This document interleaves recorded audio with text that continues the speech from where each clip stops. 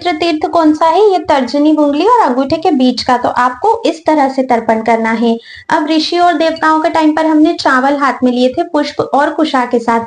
अब हमें पुष्प और कुशा के साथ काले तिल को हाथ में लेना है। जय Shri Krishna, Radhe Govind. Welcome back to Kanhamrit. तो आज की वीडियो में मैं बताने वाली हूँ कि तर्पण हमें क्यों करना जरूरी होता है और तर्पण हमें किस तरह से करना चाहिए। यदि कोई सुयोग्य ब्राह्मण हमें नहीं मिल पाते हैं या हमारी सामर्थ्य नहीं है तो हम खुद से ही सरल विधि से तर्पण कैसे कर सकते हैं जिससे कि हमारे पितरों को पूर्ण शांति और तृप्ति मिले। तो इस वीडियो को अंत तक जरूर देखिएगा ताकि ये पूरी विधि आप सीख सके। बहुत ही आसान विधि है। और अगर आप चैनल पर नए हो तो चैनल को जल्दी से सब्सक्राइब करके बेल आइकन प्रेस कर दीजिए ताकि आने वाले सभी वीडियोस के नोटिफिकेशंस आपको मिलते रहें। तो आइए वीडियो को शुरू करते हैं। देखिए, तर्पण कैसे करना है उससे पहले हम सभी को ये समझना होगा कि तर्पण करना जरूरी क्यों है। देखिए, हमारे जो भी पितृ हैं, जो पितृ लोक में रहते हैं, वहां पर उन्हें रहने की तो खूब व्यवस्था होती है लेकिन भोजन पानी की कोई व्यवस्था नहीं होती है। ऐसे में वे अपने वंशजों से आशा करते हैं कि वो उन्हें जल देंगे, वो उन्हें पानी पिलाएंगे, क्योंकि वो वहां पर प्यास से तड़प रहे होते हैं। जल से ही उनका पोषण होता है। पितरों का ना शरीर नहीं होता है, वे लोग अशरीर होते हैं। उनके वंशजों का ही शरीर उनका शरीर होता है, क्योंकि हम अपने माता पिता से ही तो हैं, अपने दादा दादी से ही तो माता पिता हैं, उन्हीं से तो हम हैं। तो हम अपने पूर्वजों के ही तो पिंड हैं, अपने माता पिता के ही तो पिंड हैं। तो हमारे ही शरीर को उनका शरीर माना जाता है, उनका शरीर नहीं होता है। और देखिए, हम सभी का ये दायित्व है कि जो हमारे पितृ हैं, जो हमसे आशा लगाए बैठे हैं, हम उन्हें संतुष्ट करें, उन्हें तृप्त करें। और क्या हम उन्हें जल भी नहीं दे सकते? मतलब एक इतना छोटा सा काम, इतना छोटा सा दायित्व कान्हा ने हमें सौंपा है कि बस अपने पितरों को आपको जल देना है। क्या हम वो भी नहीं कर सकते? शास्त्रों में तो आज्ञा है कि आपको रोज तर्पण करना चाहिए, क्योंकि प्यास तो सभी को रोज ही लगती है ना। तो रोज हमें तर्पण करना चाहिए। पर अगर किसी कारणवश हम लोग रोज तर्पण नहीं कर सकते हैं तो हर महीने की अमावस्या तिथि को हमें तर्पण करना चाहिए। मान लीजिए कि आप अमावस्या तिथि पर भी तर्पण नहीं कर पाए हैं तो फिर आपको श्राद्ध पक्ष में डेली तर्पण अवश्य ही करना चाहिए। अगर किसी कारण से आप इतना भी नहीं कर सकते हो, देखिए अपने पितरों की तिथि जब भी श्राद्ध पक्ष लगते हैं, ये 15-16 जो दिन होते हैं, इसमें जब भी आपके पितरों का शरीर छूटा है उस दिन आपको उनका श्राद्ध अवश्य करना है, तर्पण अवश्य करना है। पर अगर आप रोज कर सकते हो इन 15-16 दिनों में, क्योंकि कई सारे ऐसे भी पूर्वज होते हैं जिनके बारे में हम नहीं जानते, पर प्यासे तो वो भी है, उनके प्रति भी हमारा कर्तव्य है। तो अगर आप रोज कर सकते हो तो बहुत अच्छा है, नहीं तो उनकी तिथि पर तो करना ही है।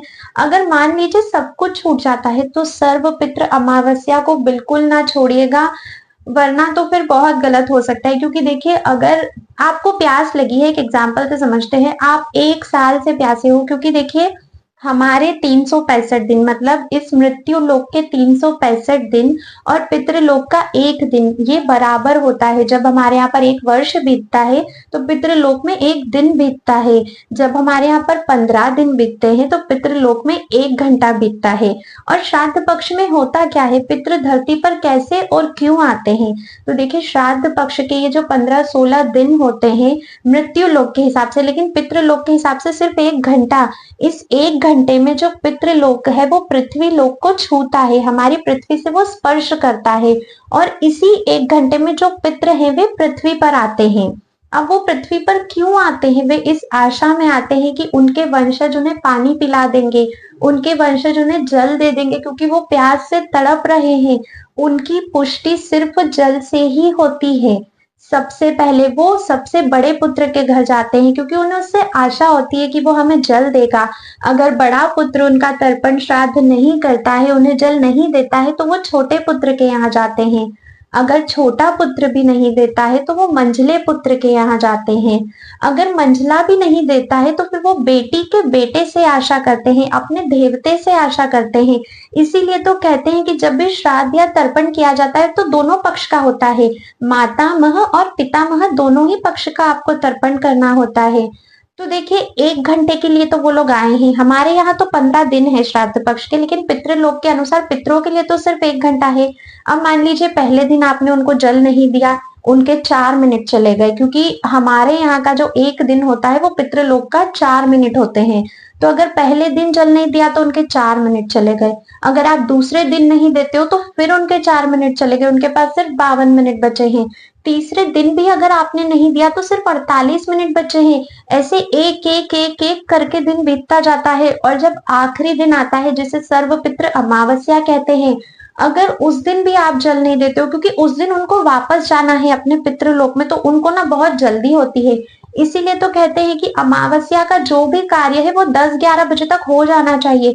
उस दिन मध्याह्न नहीं होने देनी चाहिए, क्योंकि पितरों को अपने लोक में जाने की जल्दी रहती है। उस दिन वो लोग बहुत जल्दी करते हैं, क्योंकि अगर वो उस दिन पितृलोक में नहीं गए तो उनका लोक छूट जाएगा, पितृलोक धरती से दूर हो जाएगा, वो चला जाएगा और पितृ यहीं रह जाएंगे, फिर उन्हें साल भर तक यहीं रहना पड़ेगा। इसलिए वो लोग बहुत जल्दी करते हैं। तो अमावस्या का कार्य 10-11 बजे तक हो जाना चाहिए, उससे आगे आपको नहीं करना है। और पूरे दिन अगर आपने पूरे पितृपक्ष जल नहीं दिया है तो कम से कम अमावस्या के दिन श्राद्ध और तर्पण अवश्य ही करना है, सभी पितरों के निमित्त करना है।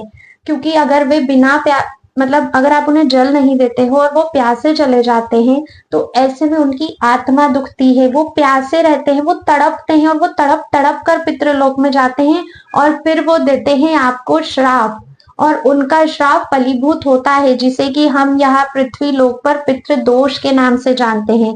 तो पितृदोष लगता है, और वो इसीलिए लगता है कि हम हमारे जो कर्तव्य है पितरों के प्रति उन्हें पूर्ण नहीं करते हैं, और उनकी आत्मा दुखती है। और ये पितृदोष कई तरह से हमारे जीवन में बाधाएं लेकर आता है।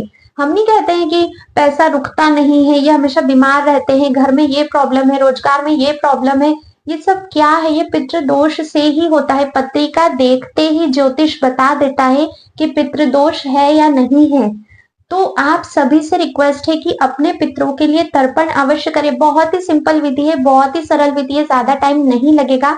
तो आइए जल्दी से मैं आपको बताती हूँ कि तर्पण हमें करना किस तरह से है। अब एक प्रश्न आता है कि क्या बिना संकल्प के हम तर्पण या श्राद्ध कर सकते हैं? तो देखिए, ऐसा नहीं होता है। श्राद्ध या तर्पण करने के लिए संकल्प लेना बहुत जरूरी है, क्योंकि उसमें हमें गोत्र बोलना होता है। जब तक आप गोत्र नहीं बोलोगे तो कैसे पता चलेगा कि आपके पितरों को भोजन जा रहा है, किसको भोजन दे रहे हो आप? गोत्र एक तरह से एड्रेस होता है। अगर मान लीजिए आपको पोस्ट ऑफिस से कुछ भी पोस्ट करना है, तो आपने सामान तो दे दिया, चिट्ठी तो दे दी, बट उस पर एड्रेस ही नहीं लिखा है, तो वो चिट्ठी कहाँ जाएगी? वो तो गुम हो जाएगी ना, कहीं भी नहीं पहुंच पाएगी। तो उसी तरह से जब भी हम श्राद्ध या तर्पण करते हैं तो गोत्र एक हमारा एड्रेस है, उसको बोल के संकल्प करना अति आवश्यक होता है। अब आप संकल्प कैसे करोगे? तो संकल्प करने के लिए हाथ में पुष्प और चावल लेने हैं आपको। चावल पूरे होने चाहिए, अक्षत होने चाहिए, शत नहीं होने चाहिए, और पूर्व दिशा की ओर मुख करना है, क्योंकि संकल्प के साक्षी देवता रहते हैं और देवताओं की जो दिशा है वो पूर्व दिशा है। तो पूर्व दिशा की ओर आपको मुख करना है और संकल्प लेना है। अब संकल्प में आपको संस्कृत नहीं आती है, तो आपको क्या बोलना है कि मैं अपने पितरों का तर्पण कर रहा हूँ, जिसमें मैं सपत्नी और सपुत्र अपने सभी पितरों को तर्पण कर रहा हूँ। मैं ये संकल्प करता हूँ। सिंपल आपको बोलना है, ज्यादा कुछ नहीं करना है, ठीक है। सपत्नी सपुत्र मैं कर रहा हूँ, इस चीज का मैं संकल्प। संकल्प क्या है कि आप जो भी करने वाले हो आप उसको संकल्प ले रहे हो कि हाँ अब मैं ये चीज करने वाला हूँ। तो सिंपल से आपको ये बोलना है, जिस तरह से आता है उस तरह से। अब बात करते हैं कि तर्पण की विधि क्या रहेगी, कैसे शुरू करना है तर्पण आपको। तो देखिए, हमारे ये जो हाथ है इसमें 4 तीर्थ है हमारे हाथों में। जो हमारे हाथों का ये वाला हिस्सा है इसे देव तीर्थ कहा जाता है। तभी जब हम देवों के लिए तर्पण करते हैं तो हम इस तरह से तर्पण करते हैं, क्योंकि ये वाला जो हिस्सा है वो देव तीर्थ है। जो ये वाला हिस्सा होता है बीच का हिस्सा, इसे ऋषि तीर्थ कहा जाता है। इसीलिए जब ऋषियों का तर्पण किया जाता है तो जल इस तरह से लेकर इस तरह से छोड़ा जाता है, ऐसे और ऐसे, क्योंकि ये ऋषि तीर्थ है। और पितरों का तीर्थ कौन सा है? पितरों का जो स्थान है वो हमारे अंगूठे और इस तर्जनी उंगली के बीच का है। इसीलिए जब भी पितरों का तर्पण किया जाता है तो हमेशा इस तरह से किया जाता है, इस तरह से, कभी भी ऐसे नहीं, क्योंकि ये देवताओं का है, ये ऋषियों के लिए होता है। और पितरों का हमेशा इस तरह से किया जाता है, दाहिने हाथ से, जिसमें ये तर्जनी उंगली और ये अंगूठे के बीच से जल जाता है, ठीक है। तो अब तर्पण देखिए, अगर आप किसी भी ब्राह्मण को बुलाकर करवा सकते हैं, किसी भी जानकार को बुलाते हैं, तो उससे अच्छा तो कुछ भी नहीं है। आपको वही करना है। लेकिन अगर आप नहीं कर सकते हो, समय का अभाव है या फिर आपके पास इतनी सामर्थ्य नहीं है, तो खुद से भी कर सकते हो। उसमें भी अगर गंगा जी, यमुना जी या कोई भी पवित्र सरोवर या नदी आपको मिलती है, तो वहां पर तर्पण करना बहुत उत्तम होता है। और अगर वहां पर नहीं जा सकते हो, तो आप घर पे भी कर सकते हो। मैं बताती हूँ किस तरह से। तो घर पर अगर आप जैसे नदियों में अगर करते हो तो कोई प्रॉब्लम ही नहीं है, वहीं का जल लेकर वहीं पर आपको छोड़ना रहता है। लेकिन घर पर अगर करते हो तो नीचे एक थाल रख लीजिए जो खाली होना चाहिए, और पास में एक जल का लोटा रख लीजिए। अब तर्पण करने के लिए किन किन चीजों की आवश्यकता होती है, तो आपको कुशा चाहिए, फूल चाहिए, चावल चाहिए, काले तिल चाहिए, दूध चाहिए। यही छोटी मोटी चीजें चाहिए, और इसके अलावा आपको कुछ भी नहीं चाहिए। एक 10-15 रुपए में आपका सारा काम हो जाएगा, कोई ज्यादा खर्चा नहीं लगेगा। तो सबसे पहले जो तर्पण है वो हमेशा देवताओं को किया जाता है, और देवताओं को जो तर्पण है वो पूर्व दिशा की ओर मुख करके करते हैं, जहां से सूर्य उदय होता है। तो आपको क्या करना है, हाथ में पुष्प लेने हैं, कुशा लेनी है और चावल लेने हैं। अब जब देवताओं को तर्पण करेंगे तो हमें जल इस तरीके से छोड़ना है, इस तरह से। तो कुशा आपको कहाँ पर रखनी है, ये दोनों हाथों के बीच में आपको कुशा को फंसा लेना है, ताकि जल के साथ वो कुशा न गिर जाए, ठीक है। और चावल और फूल आपको हाथ में लेके 7 बार आपको देवताओं को तर्पण करना है। तो आप किस तरह से करेंगे, पूर्व दिशा में मुख करके जल लेके इस तरह से, ठीक है। जल लेके इस तरह से आपको 7 बार करना है, और कुशा दोनों हाथों के बीच में आपकी होनी चाहिए। तो पूर्व दिशा में तो हमने देवताओं का तर्पण कर दिया। अब बारी आती है ऋषियों के तर्पण की, क्योंकि देखिए हम सभी ऋषियों की संतान हैं। तो सबसे पहले तो हमारे पूर्वज ऋषि हुए ना, सप्त ऋषियों की संतान हैं हम सब। तो अब उन्हें हमें तर्पण देना है।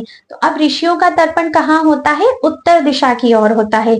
तो अब आप उत्तर दिशा की ओर मुख कीजिए, और ऋषि तीर्थ कौन सा है, ये वाला। तो आपको इस तरीके से जल लेना है, कुशा लेनी है, फूल और चावल लेने हैं, जल लीजिए और इस तरह से छोड़िए, ठीक है। जल लीजिए और इस तरह से छोड़िए। तो 7 बार आपको ऋषियों को तर्पण करना है। जल लिया इस तरह से, जल लिया इस तरह से। अगर कोई मंत्र नहीं आता है तो कोई बात नहीं, क्योंकि आप घर पे कर रहे हो, ठीक है। तो 7 बार हमने देवताओं को तर्पण किया, सबसे पहले पूर्व दिशा की ओर मुख करके इस तरह से जल छोड़ना है। और 7 बार ही हमने ऋषियों का तर्पण किया, उत्तर दिशा की ओर मुख करके, जिसमें जल हमें इस तरह से छोड़ना था। और हाथ में हमारे कुशा, फूल और चावल थे। अब मैं आपको बताती हूँ कि हमें पितरों का तर्पण कैसे करना है, क्योंकि तीसरे नंबर पर अब बारी आती है पितरों के तर्पण की। अब देवताओं का तर्पण हो गया, ऋषियों का हो गया, अब बारी आती है पितरों के तर्पण की। तो पितरों का तर्पण हमेशा दक्षिण दिशा में किया जाता है, क्योंकि पितृ जो है वो दक्षिण दिशा से आते हैं। और पितृ तीर्थ कौन सा है, ये तर्जनी, उंगली और अंगूठे के बीच का। तो आपको इस तरह से तर्पण करना है। अब ऋषि और देवताओं के टाइम पर हमने चावल हाथ में लिए थे, पुष्प और कुशा के साथ। अब हमें पुष्प और कुशा के साथ काले तिल को हाथ में लेना है, क्योंकि पितरों की तृप्ति काले तिल से सबसे ज्यादा अधिक होती है, और वो उससे बहुत अधिक प्रसन्न होते हैं। तिल की उत्पत्ति कहाँ से हुई है, भगवान वारा के पसीने की बूंद से हुई है, क्योंकि वो भगवान का स्पर्श है, इसीलिए पितृ उससे अत्यधिक तृप्त होते हैं। तो आपको दूध में काले तिल डाल लेना है, फिर आपको जल लेना है। अच्छा, आपको जो तर्पण रहता है वो 3 पीढ़ी तक का करना होता है। अगर माता पिता नहीं है तो माता पिता, दादा दादी, परदादा और परदादी का करना है, ठीक है। तो इस तरह से 3 पीढ़ी आपको लेनी है। उसमें आपको अपना गोत्र आप एक बार बोल लीजिएगा, पुष्प हाथ में लीजिएगा, काले तिल, और फिर आप अपना एक बार गोत्र बोल लीजिएगा कि, और वहां पे नाम भी लेना है। जैसे मान लीजिए आप माता पिता के लिए कर रहे हो, तो एक एक के लिए 3-3 बार आपको तर्पण करना है। जैसे ऋषियों और देवताओं में तो हमने सीधे 7 बार कर दिया, पर यहाँ पर एक एक के लिए आपको 3-3 बार इस तरह से, इस तरह से, इस तरह से आपको 3 बार तर्पण करना है। तो जैसे पिताजी का है तो आपको उनका नाम लेना है कि पिताजी आप आइए और जल ग्रहण कीजिए, फिर आप तर्पण कीजिए। ऐसे 3 बार करिए। माता जी का है तो माता जी आप आइए और जल ग्रहण कीजिए, और फिर आपको इस तरह से तर्पण करना है। हाथ में कुशा, पुष्प और काले तिल होने चाहिए। अगर कोई पास में है तो आप उसको बिठा लीजिए, तो वो दूध भी आपके हाथ में डालते जाएंगे। अगर नहीं है तो आप दूध, पानी और काले तिल को मिक्स कर लीजिए, और फिर उसी को इस तरह से लीजिएगा, ठीक है। अब दादाजी की बारी आती है, तो हे दादाजी आप आइए और जल ग्रहण कीजिए, और इस तरह से 3 बार। दादी जी के लिए भी सेम विधि, पर दादा पर दादी सभी के लिए 3-3 बार करना है। अब जब पितामह की तरफ के हो गए हैं तब आप मातामह की तरफ के, माता के यहाँ के भी करने हैं। तो माता के पीहर के आपको तर्पण करने हैं, जिसमें माता के पीहर की गोत्र लगेगी, अपने यहाँ की गोत्र नहीं लगेगी। ठीक है, अपनी माता जी के पीहर की गोत्र लगेगी। जैसे मामा मामी का कर रहे हो, नाना जी नानी जी, पर नाना पर नानी, वहां भी 3 पीढ़ी का होगा। ठीक है, तो नाना जी के लिए अगर करना है तो हे नाना जी आप आइए और जल ग्रहण कीजिए, और फिर इस तरह से नानी जी आप आइए जल ग्रहण कीजिए, और फिर इस तरह से पर नाना पर नानी जी का, पर नाना पर नानी जी का, ऐसे 3 पीढ़ी उधर की और 3 पीढ़ी इधर की। ठीक है, इन सभी का आपको तर्पण करना है। बहुत ही सिंपल विधि है, ज्यादा इसमें कुछ भी नहीं है। अब 3 पीढ़ी पिताजी के यहाँ की और 3 पीढ़ी माताजी के यहाँ की तो हो गई, लेकिन अभी भी कुछ ऐसे पितृ हैं जो छूट गए हैं, जिनके बारे में हमें नहीं पता है। हो सकता है किसी ने गर्भपात कराया हो, उस दोष से आप बच नहीं सकते हो, वो दोष भी आपको लगेगा, तो उनके लिए भी तो आपको तर्पण करना है ना। अब वो आ गए थे क्योंकि आपके वंश में, तो ऐसे जो छूट गए हैं जिनके बारे में नहीं जानते, अब उनकी बारी आती है। तो आपको गोत्र बोलना है, इस तरह से जल लेना है और बोलना है कि इस गोत्र में जन्मे जितने भी पितृ हैं, मैं उनसे आवाहन करता हूँ कि वे आए और जल ग्रहण करें, और फिर इस तरह से आपको छोड़ देना है। तो ये हो गया उन सभी के लिए जो छूट गए थे हमसे। अब जब सबका हो जाता है उसके बाद हमें भीष्म पितामह का तर्पण करना होता है, क्योंकि जब तक हम भीष्म पितामह के लिए तर्पण नहीं करते तब तक हमारी ये तर्पण की क्रिया पूर्ण नहीं होती है। क्योंकि भीष्म पितामह के कोई संतान नहीं थी, तो उन्होंने भगवान श्री कृष्ण से कहा कि मेरा तर्पण कौन करेगा, मैं तो वंचित ही रह जाऊंगा, इन सब चीजों से मैं प्यासा ही रह जाऊंगा क्या गोविंद। तो भगवान श्री कृष्ण कहते हैं कि आप बिल्कुल चिंता मत कीजिए, आपका तर्पण तो पूरा विश्व करेगा, और जब तक आपका तर्पण नहीं होगा तब तक उनका तर्पण भी नहीं कंप्लीट होगा। तो सबसे आखिरी में भीष्म पितामह के लिए, जो कि भगवत भक्त हैं, तो फिर आखिरी में आपको 3 बार जो है वो भीष्म पितामह के लिए तर्पण करना है, और इतना सब करने से आपकी तर्पण की विधि संपूर्ण होती है। तो अगर आप पितृपक्ष के सभी दिनों में कर सकते हैं तो बहुत ही अच्छा है, आप अपने पितरों को तृप्त कर रहे हैं। उनकी तिथियों पे तो अवश्य ही करना है, और अगर कभी भी नहीं कर पा रहे हो तो सर्व पितृ अमावस्या पे बिल्कुल भी नहीं छोड़ना है। इस तरह से आपका तर्पण, ये मैंने एक बहुत ही सरल विधि आपको बताई है। अगर आप किसी योग्य ब्राह्मण को बुला के करवा सकते हो तब तो बहुत ही अच्छा है, विधि और भी बड़ी हो सकती है। लेकिन अगर आप घर पर करना चाहते हो या समय नहीं है अभावित, तो ये विधि आपको अपनानी है, आप इस तरह से तर्पण कर सकते हो। अगर कोई भी क्वेश्चन है तो आप मुझे कमेंट करके जरूर पूछना। अब देखिए सबसे मेन तो क्या होता है, ये तो आपने उन्हें जल दे दिया, भोजन दे दिया, लेकिन पितरों की हमें मुक्ति भी करनी है। तो मुक्ति के लिए तो आपको भागवत जी का मूल पाठ करना सबसे उत्तम होता है। अगर नहीं कर सकते हो तो हर अमावस्या को गीता जी का मूल पाठ करो। अगर इतना भी नहीं कर सकते हो तो महामंत्र की 16 माला करके अपने पितरों को समर्पित कीजिए। इस तरह से आपके पितरों को मुक्ति मिलती है और वो खुश होकर आपको आशीर्वाद देते हैं। देखिए जब आप श्राद्ध पक्ष में तर्पण करते हो, श्राद्ध करते हो, तो आपके पितर आपसे खुश होते हैं, क्योंकि आप उन्हें जल दे रहे हो। वो साल भर से प्यासे हैं, कितना तड़प रहे थे, वो आपने उन्हें जल पिलाया है, वो खुश होकर आपको आशीर्वाद देकर वापस जाते हैं। लेकिन अगर आप ऐसा नहीं करते हो तो फिर वो रुष्ट होकर आपको श्राप देकर जाते हैं। तो अब ये आपके हाथ में है कि आपको क्या करना है। क्योंकि अगर आपको क्या लगता है, कई सारे लोग बोलते हैं कि अरे हमारे घर में तो सब कुछ अच्छा चल रहा है, तो फिर हमें श्राद्ध या तर्पण करने की क्या जरूरत है, जब कुछ इधर उधर होगा, कुछ बुरा होगा, तब हम इस बारे में सोचेंगे। तो देखिए जरूरी नहीं है कि पितृदोष आपको अभी ही लग रहा है। पितृदोष आपको किसी भी समय लग सकता है, किसी भी परिस्थिति में लग सकता है। और आपको क्या लगता है, आपका शरीर छूट गया, अगर आपकी भी दूसरी योनि तैयार नहीं हुई, अगर आपको पितृलोक में रहना पड़ा, तो प्यासे रह जाओगे, एक एक बूंद पानी के लिए तरसना पड़ेगा, अगर अभी तर्पण नहीं किया। क्योंकि जब आप ही अपने पितरों को जल नहीं दे पा रहे हो तो क्या आपको कोई जल देगा, तब ये चीज आपके ऊपर भी आएगी। तो एक जल ही तो देना है, एक 10 मिनट का काम है। अगर आप देवताओं को भी तर्पण नहीं कर सकते हो, ऋषियों को भी नहीं कर सकते हो, इतना भी समय नहीं है, कोई बात नहीं है, डायरेक्ट आप अपने पितरों को तर्पण कर दीजिए। लेकिन तर्पण करना अति आवश्यक है, तर्पण आप जरूर कीजिएगा। वैसे तो साल भर ही करना चाहिए, पर इन पितृ पक्ष में तो आपको अवश्य ही करना चाहिए। आई होप आप सभी को क्लियर हुआ होगा कि तर्पण इतना जरूरी क्यों होता है और हमें तर्पण सिंपल विधि में कैसे करना है। अगर वीडियो पसंद आई है तो इसे लाइक करके ज्यादा से ज्यादा शेयर कीजिए, ताकि सभी लोगों तक ये इन्फॉर्मेशन पहुंच सके। आज की वीडियो में बस इतना ही था। मैं आप सभी से मिलती हूँ नेक्स्ट वीडियो में, तब तक के लिए राधे राधे।